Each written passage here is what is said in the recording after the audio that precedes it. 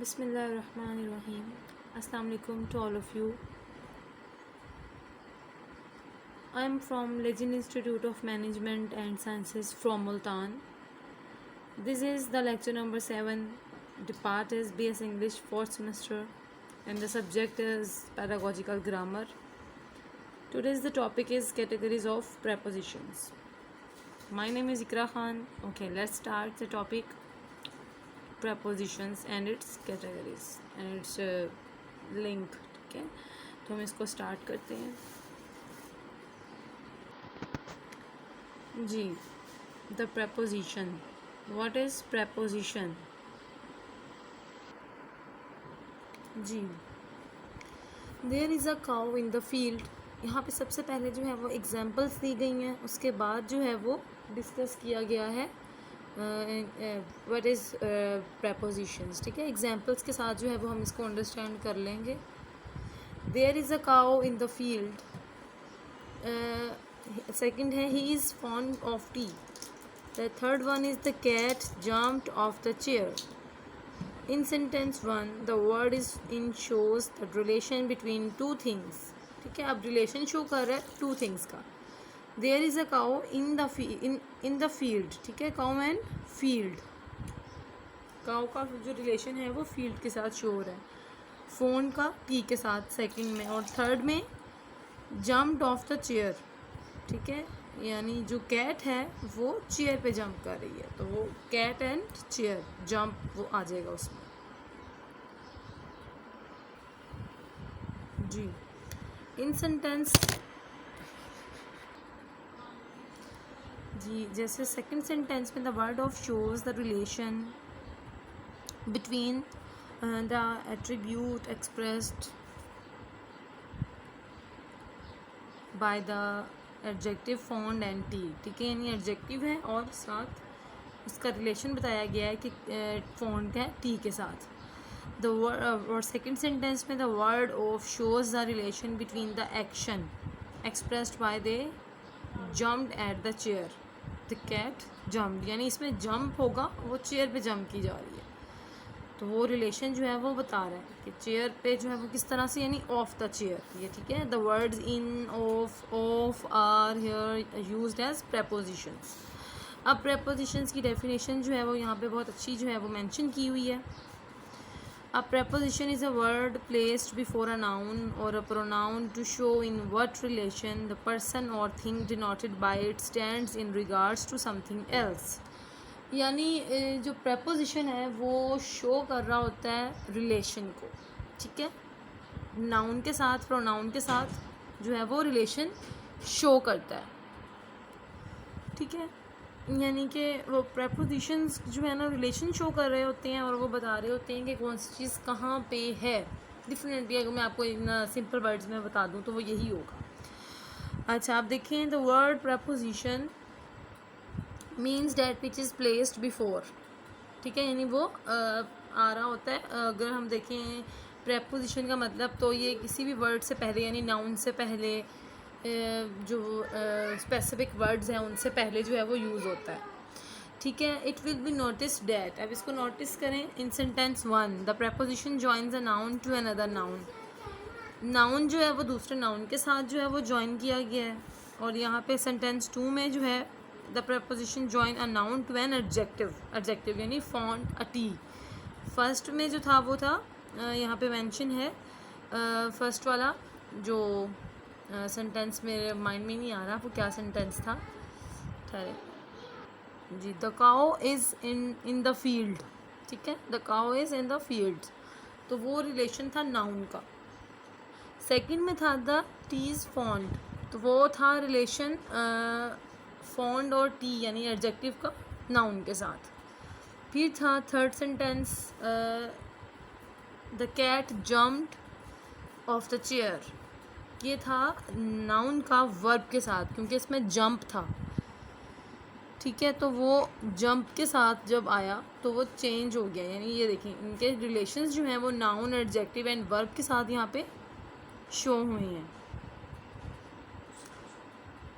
The noun और pronoun which is used with the preposition, यानी जब भी कोई नाउन या प्रोनाउन जो है वो यूज़ किया जाता है प्रेपोजिशन के साथ, इज़ कॉल्ड इट्स ऑब्जेक्ट, तो उसको कहा जाता है कि वो इसका ऑब्जेक्ट है, यानी प्रेपोजिशन का ऑब्जेक्ट है. It is the accusative case and it is said to be governed by the preposition.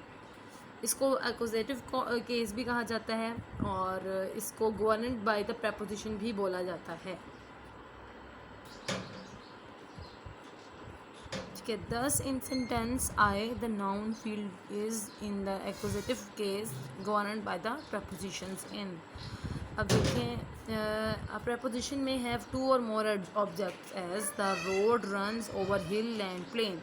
ठीक है, the road runs over जो हो गया वो इसमें preposition है, hill and plain object हो गए इसके दो.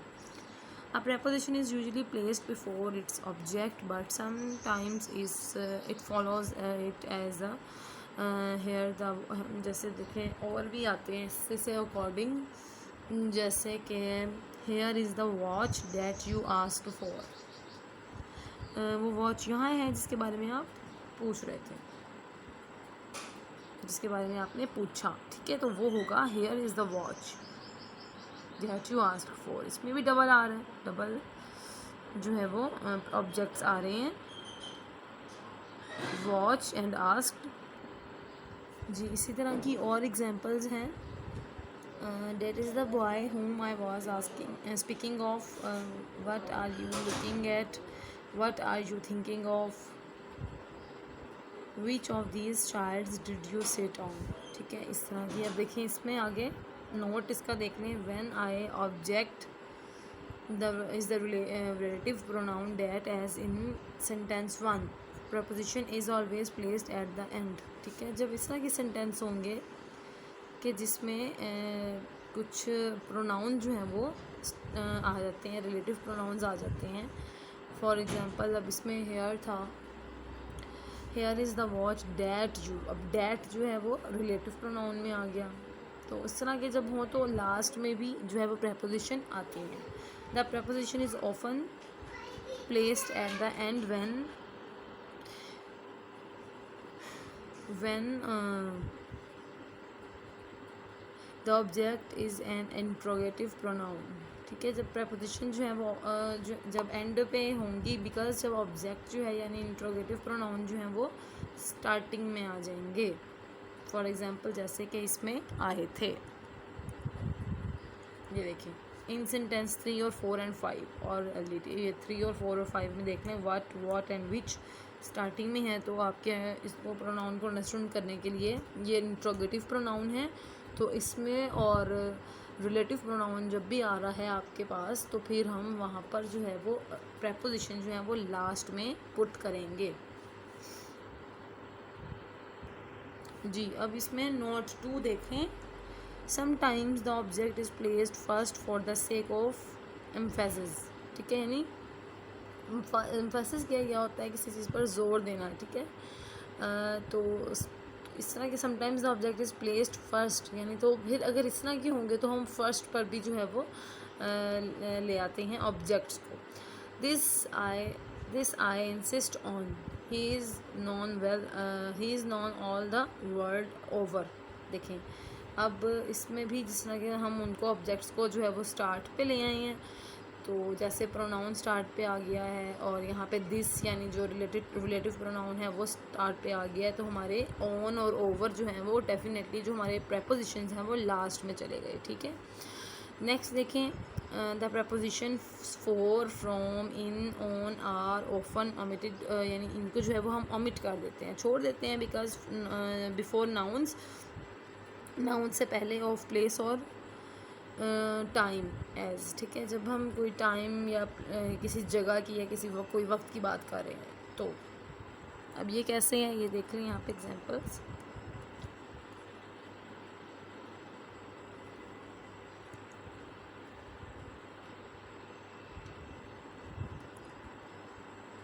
जी एग्जांपल्स यहाँ पे आपके सामने मेंशन है. We did it last week. I cannot walk a yard. Wait a minute. ठीक है,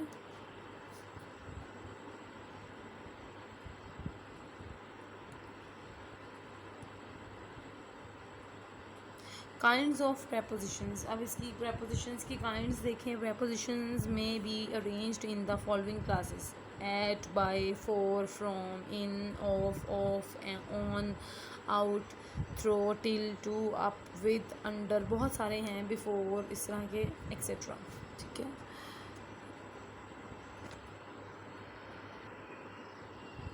अच्छा, अब कुछ होती हैं कंपाउंड prepositions.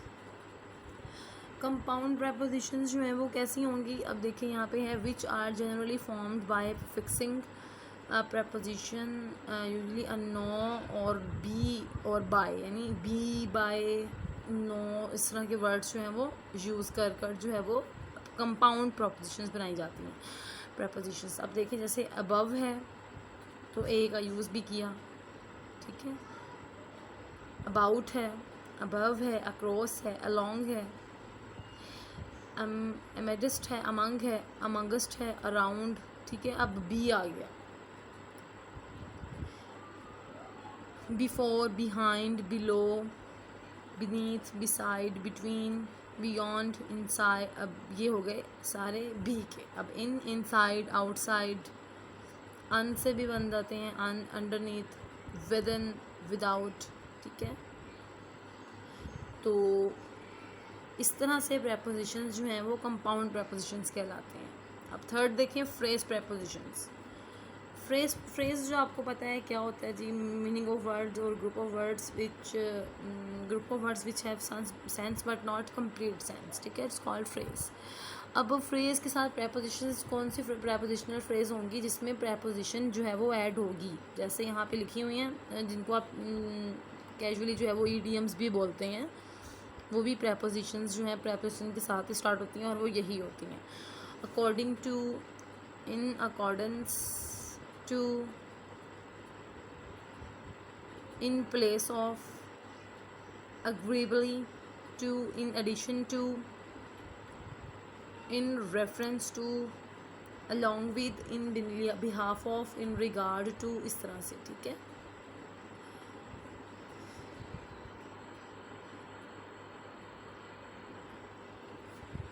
जैसे कि यहाँ पे और भी बहुत सारी जो है वो मेंशन है.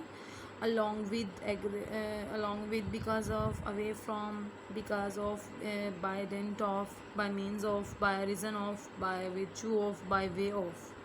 इसी तरह दूसरी साइड पे है in accordance with, in place of, in addition to, in reference to, in behalf of, in regards to, in case of, in spite of, in comparison to, instead of, in compliance with, in the event of, in consequence of, on account for, of, in course of, owing to, in favor of, with a view to, in front of, with an eye to. इस तरह से बहुत सारी ये जो हैं phrases prepositions जिनको आप idioms भी कहते हैं, ये prepositional phrase भी होती हैं और phrases prepositions भी इनको कहा जाता है. ठीक है. इनकी और भी एग्जांपल जो हैं वो यहाँ पे आप देख सकते हैं.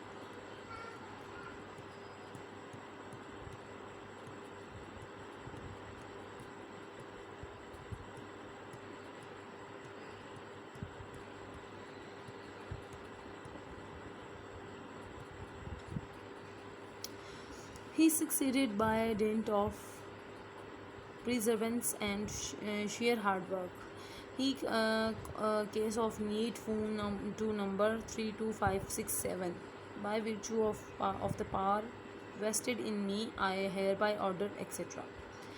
ये सारे यहाँ पे देखिए मेंशन किए हुए हैं उन्होंने. इसमें से अंडरलाइन जो है वो बताया हुआ है prepositions सेंटेंस में यूज़, यानी फ्रेजेस ऑफ prepositions का एक सेंटेंस में किस तरह से यूज़ किया जाता है, ये वो है.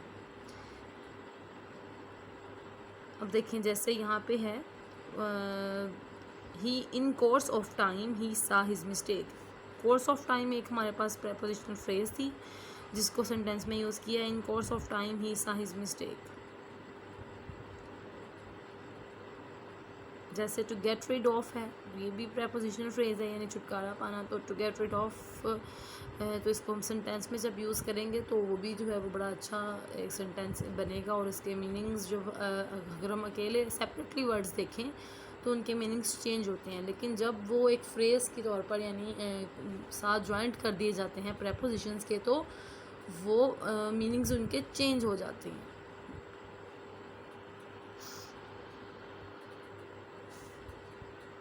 ये देखें, जैसे यहाँ पर भी कुछ हैं एग्जांपल्स दी हुई हैं, इधर भी जिस तरह से कि आप इसको अंडरस्टैंड करेंगे, आपने इसमें से देखना है कि प्रेपोजिशंस फ्रेज जो हैं वो कौन सी हैं और उनको सेंटेंस में यूज़ किया गया है।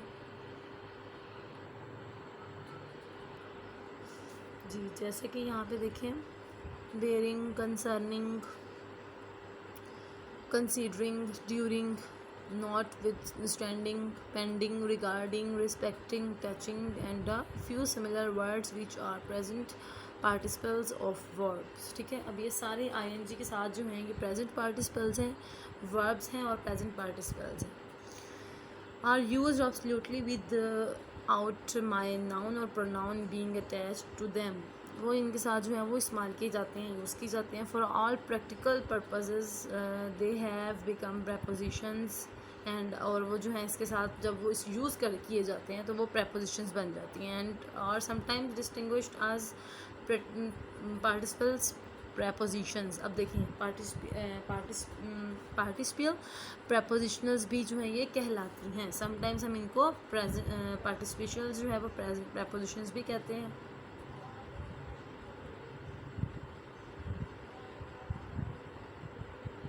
बेयरिंग है, अब जैसे बेयरिंग से देखें, expecting apart from, accident the mail will arrive tomorrow.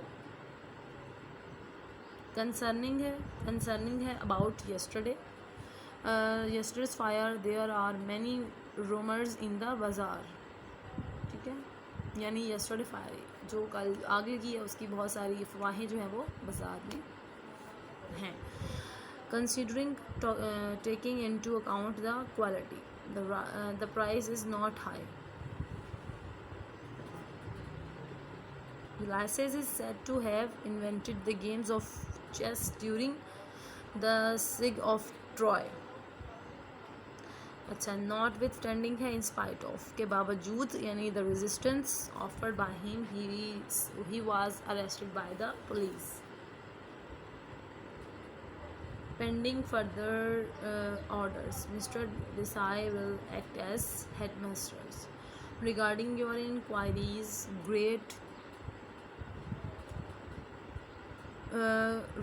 regarding your inquiries, regret to say that at present we are not interested in imitation silk। Respecting the plan you mention, I shall write to you hereafter। Touching with regard to his matter, I have not as yet made up my mind। Several words are used sometimes as adverbs and sometimes as prepositions। ठीक है, कुछ words वो कहते हैं होते हैं, कई words ऐसे हैं जो कि समटाइम्स एडवर्ब में यूज़ हो रहे होते हैं और फिर prepositions में हो रहे होते हैं। Word is preposition when is governs a noun or pronoun। अच्छा, वर्ड जो है वो preposition के साथ जब आएगा जबकि उसमें नाउन और प्रोनाउन ऐड हो रहा हुआ है, it is an adverb when it does not. और अगर उसमें एडवर्ब होगा तो उसमें ये चीज़ें नहीं होंगी। अब इसको देखते हैं आगे।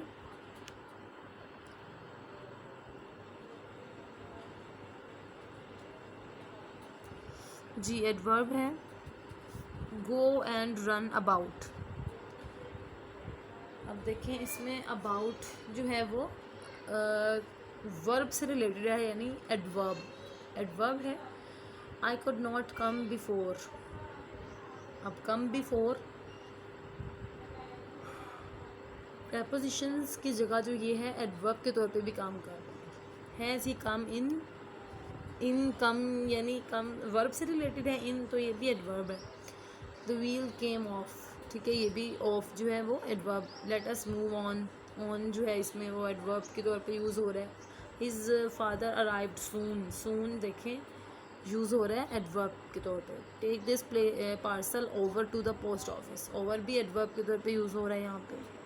आई have not seen him since, अब सिंस भी जो है वो एडवर्ब के तौर पे यूज़ हो रहा है। अब देखिए prepositions, don't loiter about the street, अब इसमें अबाउट जो है वो प्रेपोजिशन है, बिकॉज इसमें कोई वर्ब जो है वो इस तरह से नहीं है जिसके साथ ये वर्ब के जो है वो रिलेटेड और इन्फॉर्मेशन दे और ये एडवर्ब कहलाए, इसलिए ये प्रेपोजिशन है। I came the day before yesterday, अब इसमें बिफोर जो है वो प्रेपोजिशन है। अब कैसे पता चलेगा कि ये एडवर्ब है या प्रेपोजिशंस है? अच्छा, अब जिसमें जिस सेंटेंस में वर्ब आ रहा है और वर्ब से रिलेटेड कोई वर्ड आ रहा है जो आपको वर्ब के जो है वो उससे रिलेटेड इन्फॉर्मेशन दे रहा है, जैसे एडवर्ब के फर्स्ट सेंटेंस में है गो एंड रन अबाउट, जाओ और भागो, भागने के बारे में सोचो, ठीक है, या भागो।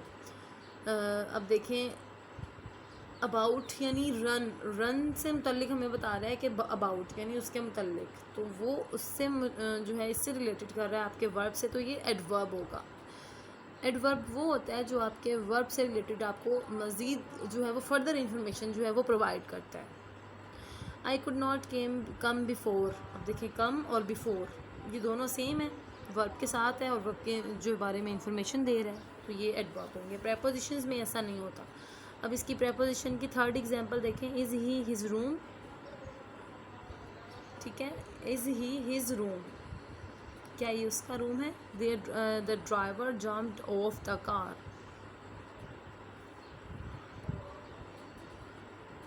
तो इसमें जम्प्ड ऑफ जो है, जम्प्ड जो है वो वर्ब है लेकिन इसमें ऑफ कोई इसके बारे में जो है वो इंफॉर्मेशन नहीं है, तो ये ऑफ जो है ये प्रेपोजिशन है। The book lies on the table, अब बुक जो है वो पड़ी हुई है टेबल पर, अब इसमें भी कोई ऑन जो है वो प्रेपोजिशन है, बिकॉज ये आपको कोई इंफॉर्मेशन जो है नहीं दे रहा।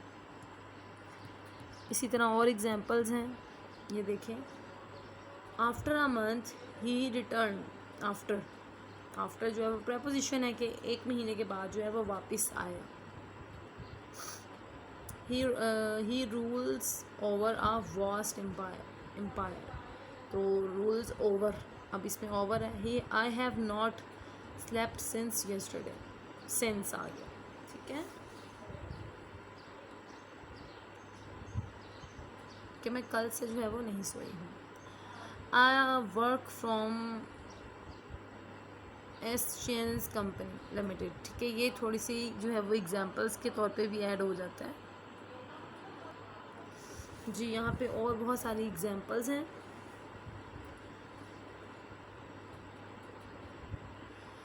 Name the prepositions the following sentences and tell the word which each governs, आपने बताना है कि इस पूरी एक्सरसाइज में जो कि 16 सेंटेंस हैं, इसमें जो prepositions यूज़ हुई हैं वो आपने बताना है कि वो कौन सी हैं, मीन्स कि वो prepositions हैं या वो एडवर्ब के साथ आ रही हैं या वर्ब के साथ आ रही हैं या नाउन के साथ आ रही हैं, ये आपने यहाँ पे मेंशन करना है।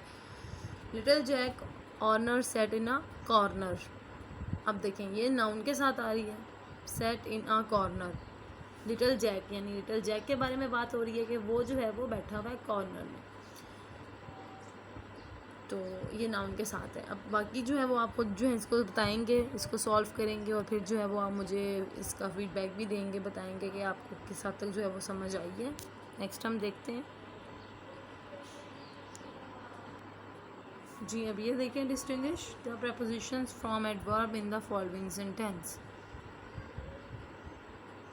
कम down, we sail down the river, अब इसमें जो है वो एडवर्ब के साथ सेंटेंस prepositions जो हैं वो हैं, ठीक है, ये देख लें,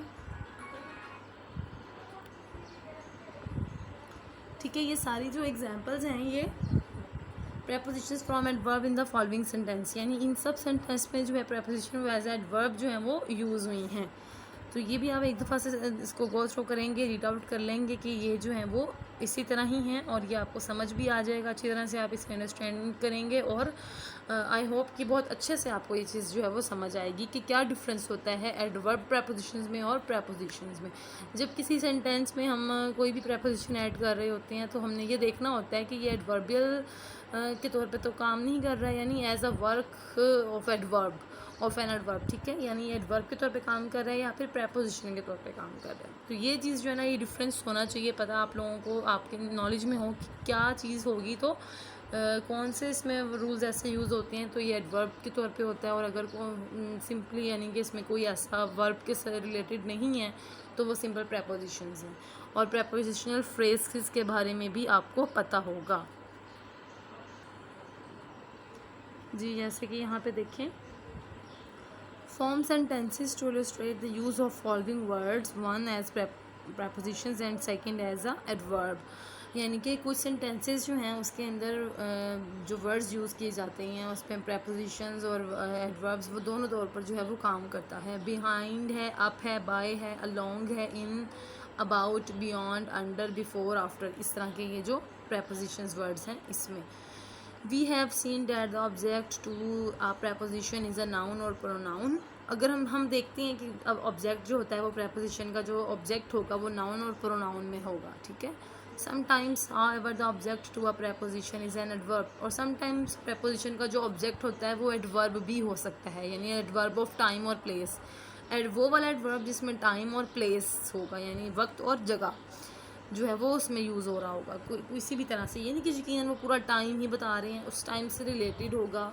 जैसे यस्टरडे है, टुमारो है, इस तरह से प्लेस भी हो सकता है। फॉर एग्जांपल किसी भी जगह के बारे में जो है वो प्लेस के बारे में डिस्कस किया जाता है। As I will be done by then, अब देखें ये टाइम है, I will be done, done यानी बाय देन मैंने फिर उसको जो है मैं उसको कंप्लीट करूँगा, तो दैट टाइम इसमें आ गया। सिंस देन दैट टाइम, यानी जब सिंस आ जाता है या देन आ जाता है तो वो होता है उस वक्त। He has not shown his face. अब है come away from there, come away from there, यहाँ आओ, ठीक है। कम अवे फ्रॉम देयर, यहाँ से यहाँ कम अवे फ्रॉम देयर ये प्लेस है, यानी देयर जहाँ की बात हो रही है वहाँ की, सॉरी, तो ये होगा डेट प्लेस यानी जगह है। He must have reached there by now, अब देखें इसमें बाय देयर है लेकिन रीच्ड देयर है, लेकिन इसके साथ बाय नाउ है, तो ये टाइम भी, दिस टाइम भी होगा और प्लेस में भी आ सकता है। How far is it is from here, ये प्लेस में। अब ये हैं कुछ, देखें, समटाइम्स द ऑब्जेक्ट और to a preposition is an adverbial phrase. अच्छा, समटाइम्स यानी बाज़ औक़ात जो है वो preposition का जो ऑब्जेक्ट है वो एडवर्बियल फ्रेज भी हो सकती है, यानी पूरी फ्रेज होगी, एक छोटी सी एडवर्बियल फ्रेज होगी, वो भी इसका ऑब्जेक्ट हो सकता है। Each articles was sold at over a pound, the noise comes from across the river, he was not promoted to the rank of a colonel till within a few months of his registration या फिर resignation। I sold my car for under its half cost। ये सारी जो हैं वो examples हैं। अब इसमें देखें 378 पॉइंट में a clause can also be the object or to a prepositions as pay careful attention to what I am going to say, there is no meaning in what you say। Ji, prepositions are commonly used in compositions with the verbs to form new verbs, ठीक है। prepositions are commonly used in composition with verbs, जब वो verbs के साथ आते हैं तो to form new verbs, तो new verbs जो हैं वो बनाते हैं। sometimes they are prefixed as, sometimes जो है वो प्रिफिक्ट होते हैं। आउटविड, ओवरकम, ओवरफ्लो, ओवरलुक। अब देखें इसमें लुक, फ्लो, कम, बेड, ये सारे जो हैं वो क्या है, वर्ब्स हैं। अब वर्ब्स के साथ उन्होंने जो है वो यूज़ कर दिया है prepositions को, over, overflow, overcome, overlook, under go. अब गो वर्ब है लेकिन अंडर यूज जो है वो अंडर है इसका preposition, अंडर गो इसका मीनिंग हो जाएगा चेंज। टेक वर्ब है, अंडर जो है वो अंडरटेक बन गया। अप होल्ड, होल्ड वर्ब है, अप जो है वो preposition है, इस तरह से जी। इसी तरह जैसे ओवरलुक अंडर गो है, अंडरटेक है, अप होल्ड है, विदड्रॉ। अब विद और ड्रॉ जो है वो वर्ब है और विद जो है वो preposition है। विद होल्ड, विद स्टैंड्स, ठीक है। ये सारे जो हैं ये वर्ब के साथ जो है वो prepositions को ज्वाइन करके जो है प्रीफिक्स्ड इनको बनाया गया है कॉमनली, यानी कंपाउंड बोलते हैं। इस तरह से ये वर्ब और prepositions को कंबाइन करके प्रीफिक्स किया गया है prepositions को ही। अच्छा, मोर फ्रिक्वेंटली prepositions फॉलो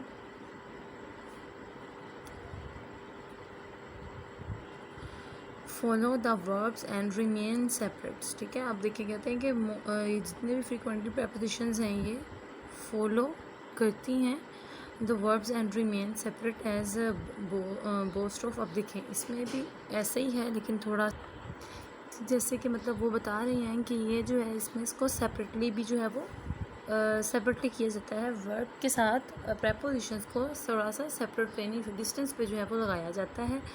तो जैसे बूस्ट ऑफ है, laugh at, book, look for, send for, he boost. अब देखें बूस्ट ऑफ जैसे है, इसका जो है वो बनाया है sentence, he boasted of his accomplishment. ठीक है, इस तरह से ये आपने सेंटेंस में यूज़ कर लेना होता है। और यही जो है ये इसके सेंटेंसेस हैं और इसके प्रेपोजिशंस को जो है वो किस तरह से सेंटेंस में यूज़ करना है और किस तरह से ये वर्ब और प्रेपोजिशंस को कंबाइन करके यानी प्रीफिक्स्ड फॉर्म यानी कि बिल्कुल जॉइंट करके, और किस तरह से इनको प्रेपोजिशंस को रिमेन सेपरेट्स यानी सेपरेट करके जो है वो बनाया जाता है। तो वो भी ये दोनों पैटर्न के अकॉर्डिंग यहाँ पे मेंशन है।